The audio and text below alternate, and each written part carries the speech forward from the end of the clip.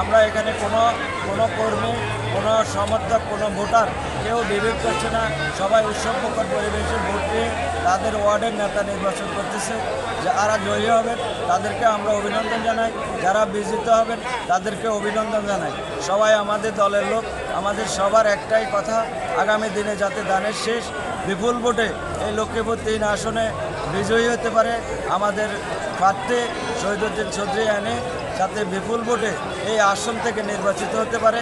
এই নেতৃত্বের মাধ্যমে আগামী দিনে সে জাতীয় নির্বাচনের বৈতরণে আমরা পার হতে চাই। এই নেতৃত্বের মাধ্যমে আমরা বাংলাদেশ জাতীয়তাবাদী দলকে আরও সুসংগঠিত করতে চাই। আপনাকে ধন্যবাদ। আপনাদের পৌরসভা 2 নম্বর ওয়ার্ডে আজকে যে ভোটটা হচ্ছে বিএনপির, এখন আপনারা তো যেহেতু দল, আপনাদের দল, সেই ক্ষেত্রে আপনার বর্তমানে অনুভূতিটা কি, ভোট দিয়ে কেমন লাগতেছে, কি আসলে? বিসমিল্লাহির রহমানির রহিম। আজকে বাংলাদেশ জাতীয়তাবাদী দল বিএনপি লক্ষ্মীপুর পৌরসভা 2 নং ওয়ার্ডে নির্বাচন অনুষ্ঠিত হচ্ছে। মানুষ দীর্ঘদিন নির্বাচন দিতে পারে নাই। দীর্ঘ 17 বছর আমরা গণতন্ত্রের জন্য সংগ্রাম করেছি।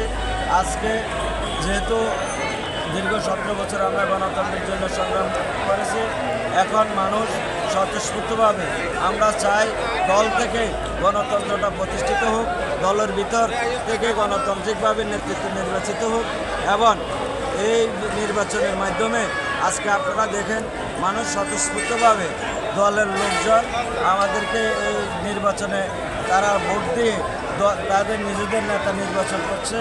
আমরা এই নির্বাচনের মাধ্যমে মানুষের মাঝে যে আমাদের দেশনায়ক তারেক রহমানের যে গণতান্ত্রিক প্রতিশ্রুতি, আজকে আমরা সেই প্রতিশ্রুতির বাস্তবায়ন দেখতেছি। মানুষ উৎসবমুখর পরিবেশ